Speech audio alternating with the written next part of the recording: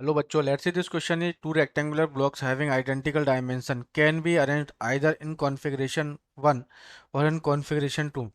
As shown in the figure, one of the blocks has thermal conductivity K and the other is 2K. The temperature difference between the ends along the x-axis is the same in both the configurations. It takes 9 seconds to transport a certain amount of heat from the hot end to the cold end in the configuration 1. The time to support the same amount of heat in the configuration 2 is। तो बच्चों यहाँ बोल रहा है कि आपका दो configuration दे रखा है, फर्स्ट और सेकंड, ठीक है, एक सीरीज में है, यहाँ एक पैरेलल में कनेक्ट किया हुआ है, ठीक है। The temperature difference between two along the heat from the one end to the configuration first, the time to support the same amount, मतलब सेम अमाउंट ऑफ हीट, है ना। तो बच्चों इसके अंदर जितनी हीट हो रही है वो दूसरे वाले के अंदर भी है, तो H one is equal to क्या हो जाएगा एच टू, जैसे कि क्वेश्चन में आपको गिवन है। तो बस बस यहाँ पे बच्चों क्या है, फॉर्मूला लगा दो, ठीक है। तो यहाँ हमारे पास हो जाएगा कितना, दिस इज फॉर्मूला लगाओ हीट ट्रांसफर के लिए, हीट के लिए। तो दिस इज के वन ए डेल्टा टी अपॉन कितनी लेंथ है इसकी, लेंथ दे रखी है क्या इसमें, के और टू के 9 सेकेंड। इसको यदि हम एल और एल मान लेते हैं, जैसे एल प्लस एल, जैसे एल प्लस एल, है ना।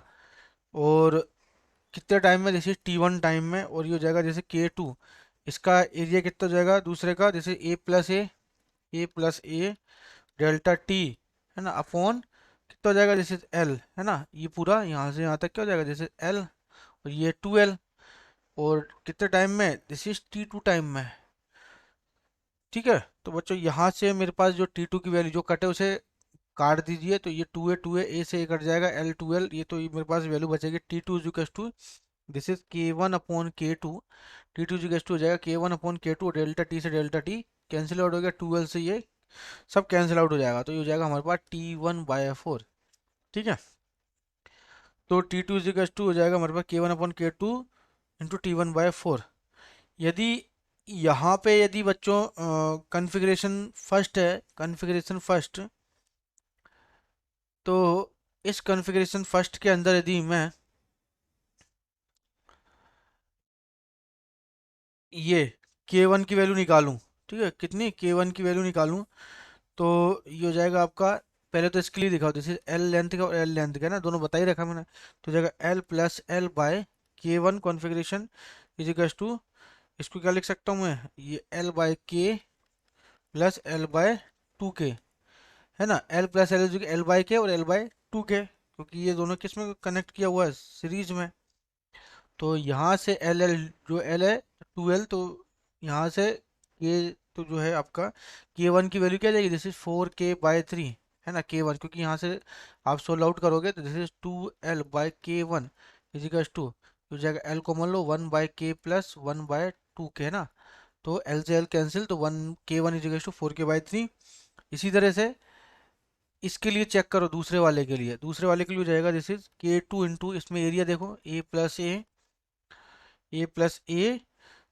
इज इक्वल टू कितना जाएगा, के ए प्लस, दिस इज 2KA, ठीक है ना। तो यहाँ पे K2 इज इक्वल टू, अब ए और ये ए, तो यहाँ कैंसिल आउट हो जाएगा एक ए, है ना। तो ये 2 बन जाएगा, तो मेरे पास K2 की वैल्यू जाएगी दिस इज 3K/2, है ना। ये K1 हो गया और ये K2 हो गया हमारे पास, ठीक है, K1 K2। तो T2 K1 K2 की वैल्यू इक्वेशन नंबर 1 में रख दो, put in equation 1, put in equation 1। तो T2 इज टू हो जाएगा कितना, K1 कितना है, जैसे 4K/3, और K2 कितना हो जाएगा, this is 3K/2 into T1 कितना दे रखा है यहाँ पे आपको, 9 सेकेंड, है ना। तो दिस इज 9, और ये हो जाएगा 9/4, है ना, 9/4। तो बच्चों यहाँ से K से K कैंसिल आउट हो गया, 4 से 4 भी कैंसिल आउट हो गया, तो 3 से 3 टाइम्स, है ना, 3 से 3, तो T2 की वैल्यू आ जाएगी, this is 2 second is over answer. Best of luck.